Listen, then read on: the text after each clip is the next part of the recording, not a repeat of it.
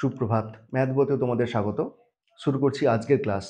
আজকের ক্লাসে আমরা জিরো মেথড বা শূন্য পদ্ধতি শিখব। চলো শুরু করি। যেটা তোমাদের ক্লাস 9 এবং 10-এ অনেক বেশি করে কাজে লাগবে, সেটা আজকে আমরা শুরু থেকে শিখে নিই। দেখো, এইরকম একটা আমরা সমীকরণ লিখেছি। সমীকরণে দেওয়া আছে x³ - 19x - 30। ঠিক আছে, এটার শূন্য পদ্ধতিতে সমাধান করতে হবে বা জিরো মেথড পদ্ধতিতে সমাধান করতে হবে। এখানে আমরা কি করব? এইখানে কিন্তু আমাদের একটু যে বিষয়টা কাজে লাগাতে হবে সেটা হচ্ছে আমাদের এখানে x এর মানটা +-1 +-2 +-3 +-4 এরকম করে বসিয়ে যেতে হবে। দেখো, আমরা x এর জায়গায় মান বসাচ্ছি। আমরা যদি x এর জায়গায় 1 বসাই, তাহলে 1 এর কিউব কত? 1। এখানে 19, 1 বিয়োগ 19 মানে -18 -30, 0 হবে না, তাহলে একটা ক্যান্সেল। -1 বসাচ্ছি, দেখো, তাহলে -1 এর কিউব, -1 এর পাওয়ার বিজোড়, তাহলে কি -1, আর -19 -1 +19। ঠিক আছে, তাহলে এখানে -1 -30 -31 +19, 0 হবে? হবে না, তাহলে ওটা বাদ।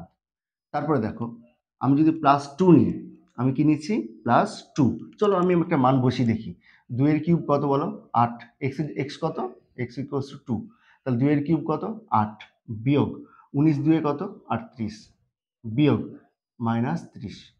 এখানে খেয়াল করে দেখো, নট ইকুয়ালস টু 0 না, এটা কি 0 হবে? 0 হচ্ছে না তো। এবার x = -2 বসাচ্ছি, তাহলে কি হবে? মাইনাসের পাওয়ার বিজোড় মানে মাইনাস, 2 এর কিউব মানে কত? 8 -2 মানে মাইনাস মাইনাসে প্লাস, 19 2 38 -30 তো ছিলই। দেখো খেয়াল করে, এটা -38 +38 = 0। তাহলে x কত বসানোর জন্য 0 হলো? x = -2 imply x + 2 = 0। x + 2 = 0। তাহলে কি করব? মাঝে একটা সমান চিহ্ন দিব, কিন্তু এখানে কিচ্ছু লিখব না, তারপরে সমান চিহ্ন দিব, এখানে লিখব। এইখানে দেখো আমরা কি পেলাম? তাহলে x + 2 = কত পেলাম? 0। এইবার খেয়াল করে দেখো, x এর সর্বোচ্চ পাওয়ার কত আছে? 3। তাহলে x + 2 টাকে 3 বার লিখব।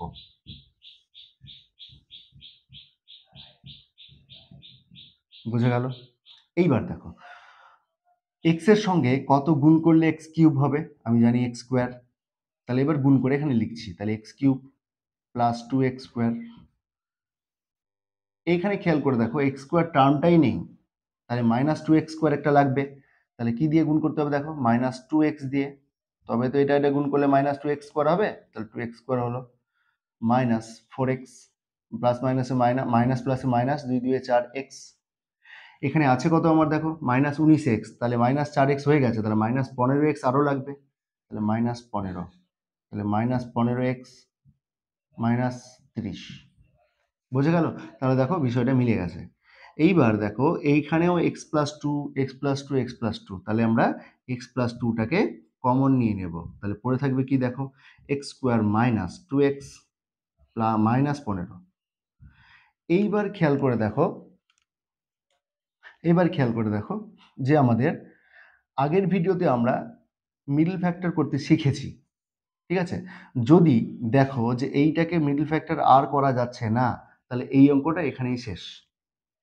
কিন্তু যদি দেখো যে এইটাকে মিডল ফ্যাক্টর করা যাচ্ছে আবার, তাহলে এইটাকে আবার কাজ করতে হবে। তাহলে আমরা মিডল ফ্যাক্টর করতে আগের ভিডিওতে শিখেছি, আগের ক্লাসে আমরা আলোচনা করেছি কিভাবে মিডল ফ্যাক্টর করতে হয়। তাহলে এখানে আমরা দেখে নিচ্ছি যে মিডল ফ্যাক্টর করা যাবে কি না।